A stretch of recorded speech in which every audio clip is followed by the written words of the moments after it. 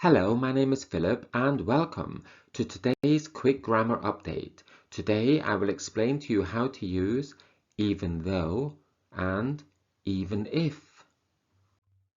Even though. Even though introduces something that's true, but maybe unexpected. It's similar to despite. For example, even though I hate driving, I'm still going to Scotland. Or, even though I hate tennis, I'm still going to watch the final.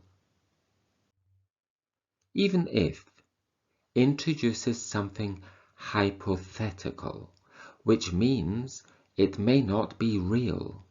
For example, even if it's sunny when we're in Scotland, I'm not going swimming.